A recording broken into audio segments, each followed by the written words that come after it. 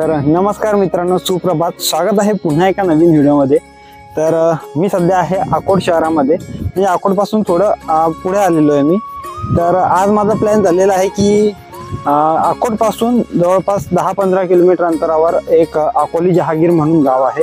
त्या ठिकाणी संत गजानन महाराजांच्या चमत्काराने कोरड्या विहिरीला पाणी लागलेलं आहे, ज्याला की गजानन महाराजांची विहीर म्हणून सुद्धा हे ठिकाण प्रसिद्ध आहे. तर ते ठिकाण आज आपण एक्सप्लोअर करणार आहोत. त्या ठिकाणी मी जातोय. तर त्या ठिकाणी काय काय आहे, त्या ठिकाणची कथा काय आहे, ही सगळी तुम्हाला डिटेल देईनच. व्हिडिओ खूप छोटा आणि शॉर्ट होऊन जाईल आजचा, त्यामुळे व्हिडिओ संपूर्ण पहा. व्हिडिओला लाईक करा आणि चॅनलवर नवीन असाल तर सबस्क्राईब करा. तर चला मित्रांनो, करूया आजच्या व्हिडिओला सुरुवात. मित्रांनो, जर या ठिकाणापर्यंत जायचं असेल ना तर खूप स्ट्रगल करावा लागतो. अशा प्रकारे बाकी धुळे भरण्याची हा धुळीचा खूप सामना करून तुम्हाला इथपर्यंत जावं लागतं. लॅमिनेशन करून किंवा रेनकोट घालून या मोटरसायकलवर यायचं असेल, खतरनाक स्ट्रगल बाई. घरी गेल्यावर 100% आंघोळ करावं लागेल. असा रोड आहे हा. रोडची अवस्था पहा तुम्ही, एकदम भयान. आणि कंटिन्यू या रोडवरून ट्रक सुरू असतात, त्यामुळे रोडवरून एवढी धूळ वाहते सांगू नाही शकत बाई. अकोला जिल्ह्यातील अकोट शहरापासून जवळपास 10 ते 11 किलोमीटर अंतरावर हे अकोला जहागीर नावाचं गाव आहे. अकोट पोपटखेड रोडवरून जाताना अकोला जहागीर नावाचा फाटा लागतो.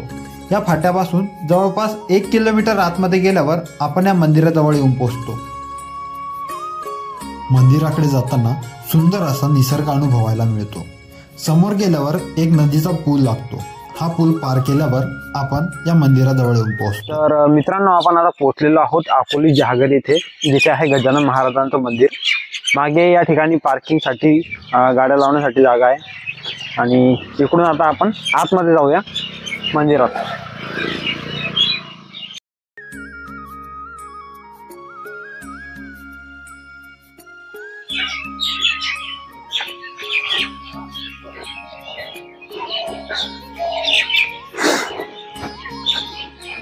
गजानन महाराजांचं हे मंदिर खूप चांगल्या प्रकारे मेंटेन केलेलं आपल्याला इथं दिसतं.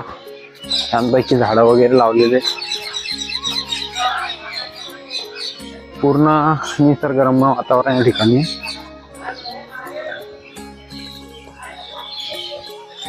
आणि समोर दिसत आहे आपल्याला विहीर, जिथे लिहिलेलं आहे सजल विहीर. आणि हीच आहे ती विहीर ज्या विहिरीला गजानन महाराजांनी पाणी लावलं होतं.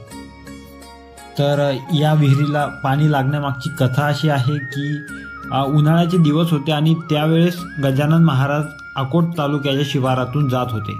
त्यांनी पाहिलं की एका शेतामध्ये एक शेतकरी भर उन्हात काम करत होता. महाराजाचंही चालून चालून थकले होते, त्यांना तहान लागली. मग त्यांनी एका शेतकऱ्याला थोडं पाणी मागितलं. त्याआधी महाराजांनी सर्वत्र पाणी कुठं मिळतं का त्याचा शोध घेतला, परंतु पाणी कुठंच मिळत नव्हतं.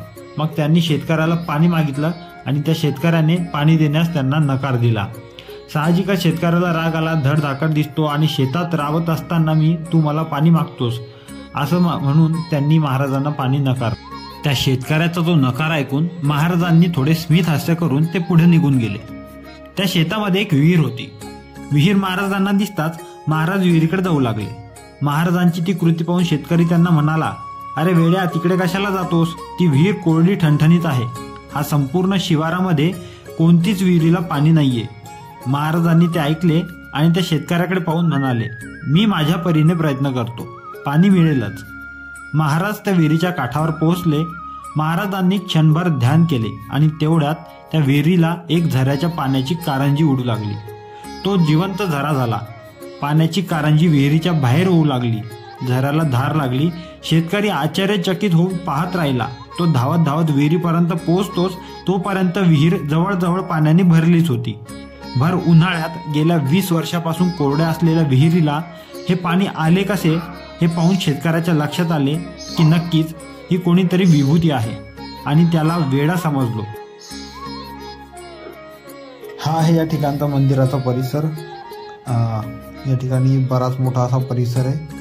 समोरच आपल्याला ही विहीर दिसते आणि या बाजूला आहे एक महादेवाची पिंड आणि मूर्ती. माझं खूप आवडतं ठिकाण आहे. ज्या पण वेळेस मी इकडे अकोटला येतो, नेहमी मी या ठिकाणी येत असतो. खूप प्रसन्न वाटतं या ठिकाणी आल्यावर. आणि इथलं नेचर पण खूप चांगलं आहे, खूप पॉझिटिव्ह वाईब्स येत इथं आल्यानंतर. तुम्ही सुद्धा नक्की या. इकडे वरती गेलो आपण की इकडे वरती एक हनुमानाचं मंदिर आहे.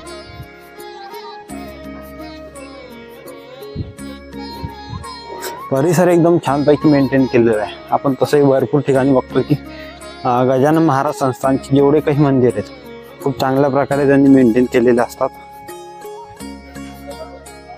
इथे वरती आल्यानंतर आपल्याला इथे हनुमानाचं मंदिर बघायला मिळतं आणि याच बाजूला इथे लहान मुलांना खेळण्यासाठी काही खेळणे वगैरे ठेवलेले आहेत. एक छोटासा परिसर यांनी चांगल्यापैकी बांधलेला आहे इथे, जिथे लहान मुलं खेळू शकतात. झोके आहेत, घसरगुंडी वगैरे.